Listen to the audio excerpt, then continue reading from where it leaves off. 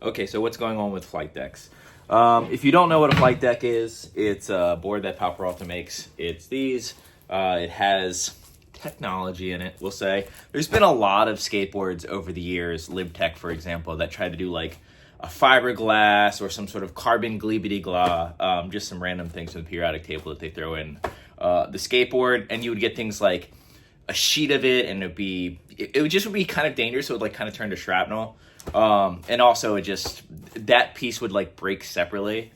Years ago, they came with a flight deck, and yeah, they nailed it. This is all ice skate. In fact, every single person that I know that rides for Pal Peralta, and also like Santa Cruz, like stuff out of the NHS, they have their own version of it. It's called a BX deck. It's slightly different, but it's pretty much like the same idea. Everyone that I know that rides for that company, under that umbrella, also rides this technology. So what did we do different? So this right here, it's just the old shape. I like the shape a lot.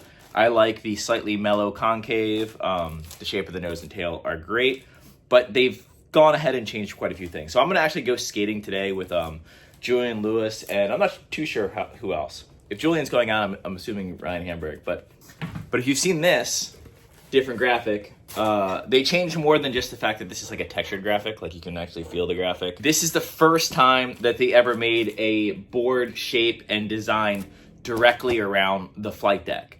Now, it doesn't mean that it only works for flight deck, because I believe that we offer this shape in wood as well, but it was specifically tested only on flight decks. And knowing things like how sturdy and stiff flight decks stay, because that's the big thing, more so than the fact that they are really, really, really hard to break.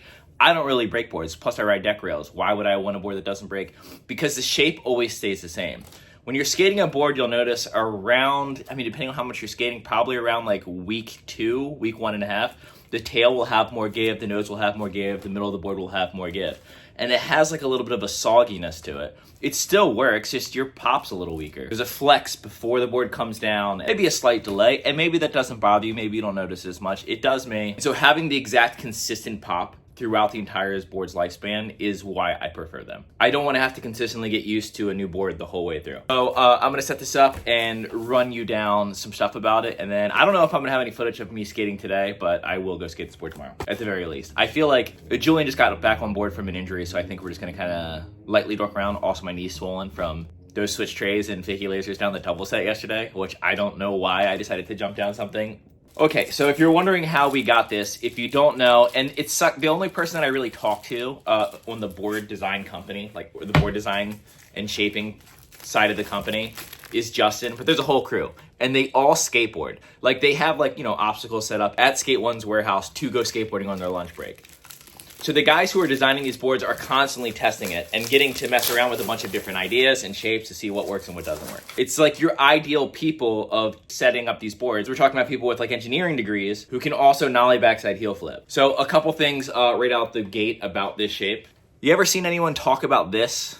It's not that common, but when you get real nerdy with skateboarding, the bit of flat right here, this dead zone, as some people have called it, can kind of bother people. Like usually the concave stops right here.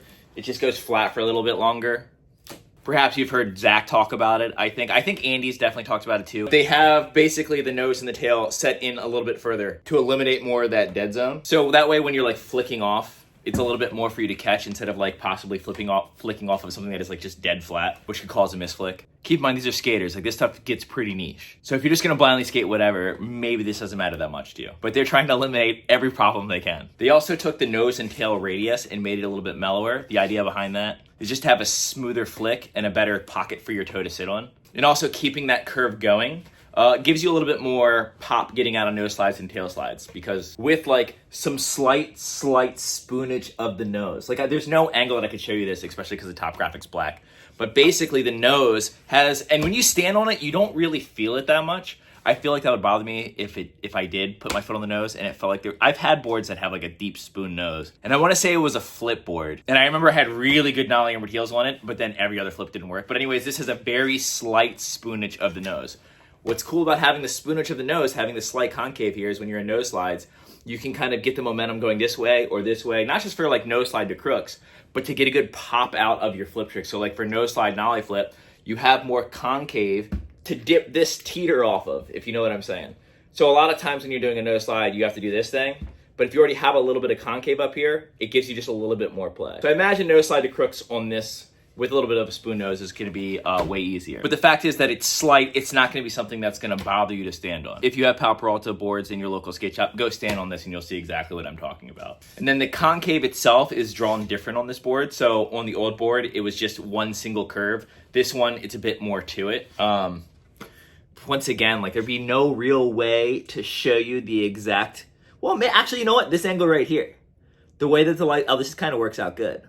You can see the way that the concave is laid out, where it has like a normal flat in the middle. Like it's not constantly do something, so you got this flat, and then you have this taper up. I don't know if you've ever stood on a board where all the concave doesn't happen until like the last little bit. So when you stand on it, you feel it on like your toes and your heels. Like it almost feels like the center of your foot's not touching the board. So in other words, even though this board has a normal amount of concave, and I do like a flatter board, but this one has a normal amount of concave, you don't have that weird pressure on the front of your foot and the back of your foot. And all of that might sound pretty subtle and nerdy, but combining all that stuff into one board that was tested and tried by not just Justin and his team of people who were designing these boards, but for the past, I don't know how many months, you've probably seen a million experimental stickers on the bottom of our regular flight decks.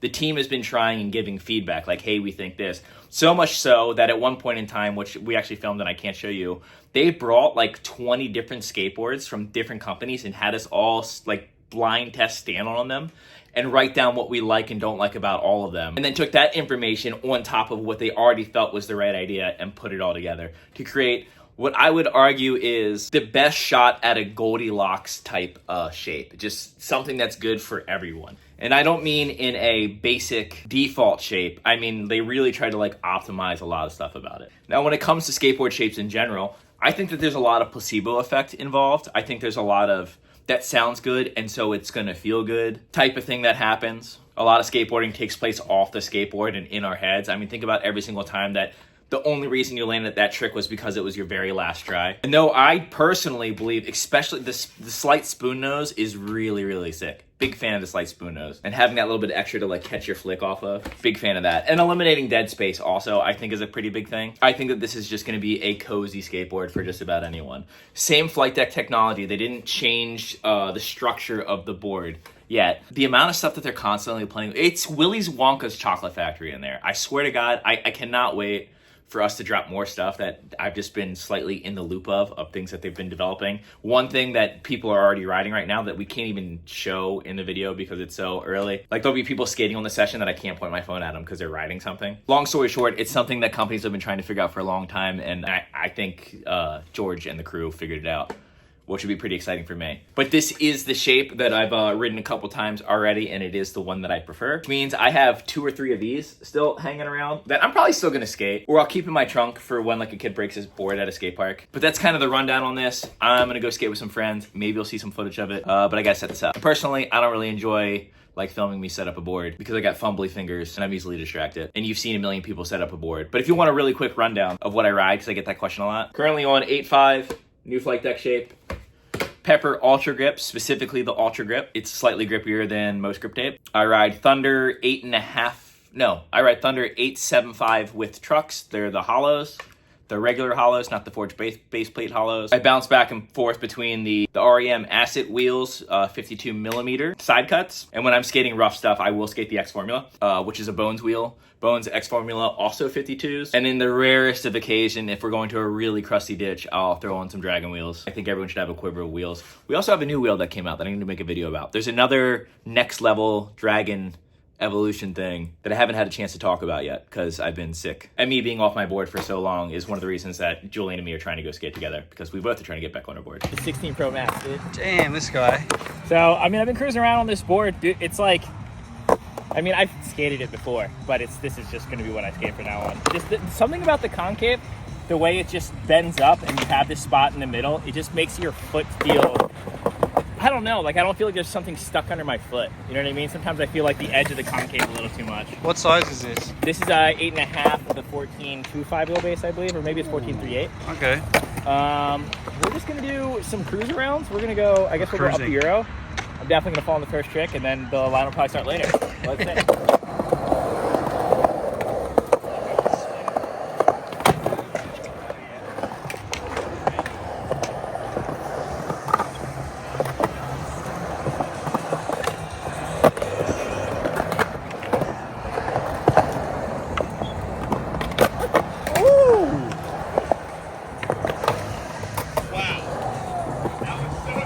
Oh.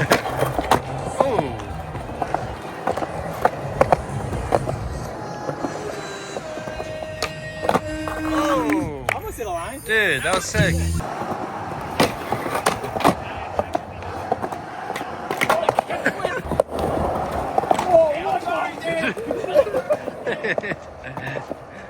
Oh!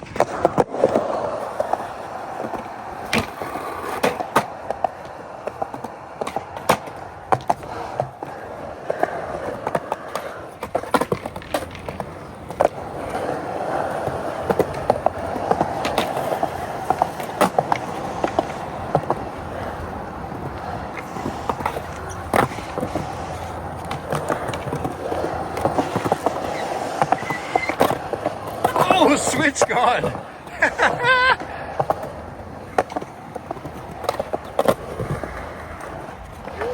Oh!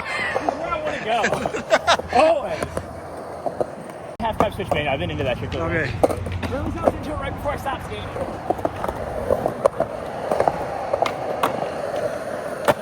Son.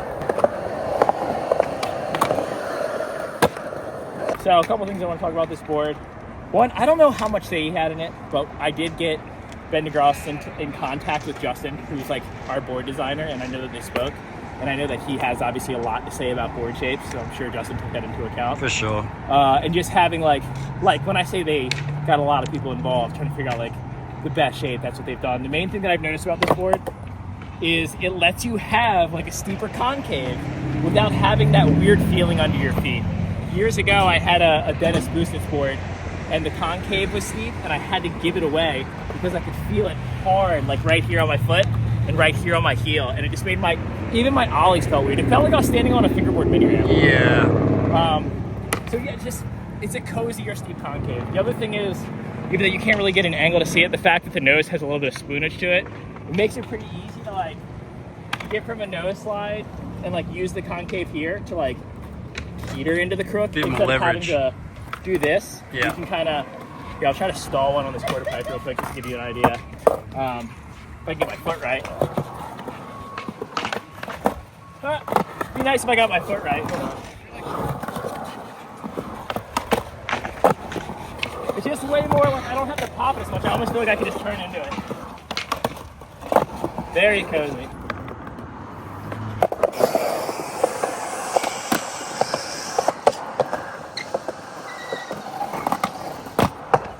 Yeah, I don't know. It feels like it's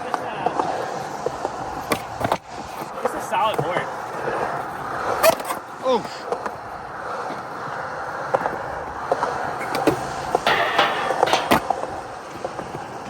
I'll try to do, because I feel like with cricket grinds and stuff and having a little bit of a shovel, I feel like you can kind of keep my foot off a little bit more. I always drag my feet on front crook. Try to do a front crook on transition and come into regular. It's not even like a front crook, like it's a roll on front crook. Yeah, but still, But you when gotta hold go it. to fakie, it's just like, it just throws you out. Coming out to regular just feels really uncomfortable.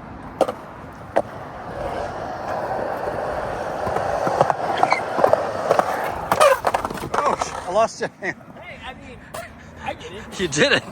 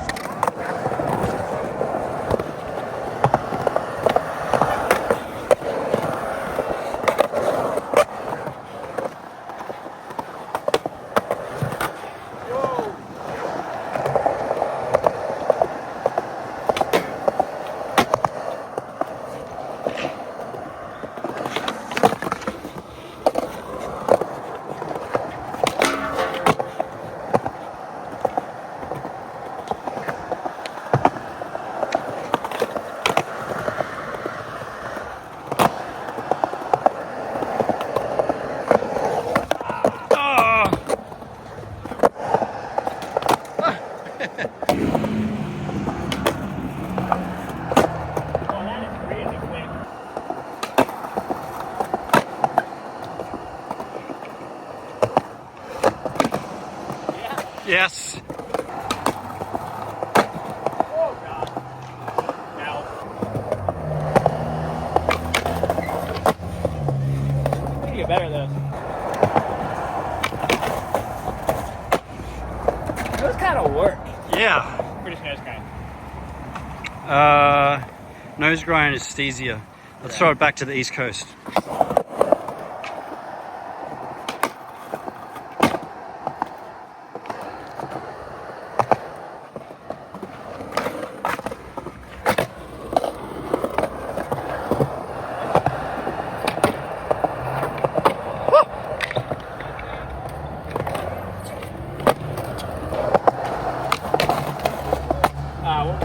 Sounds good, dude. Yeah, but I know I can slide farther.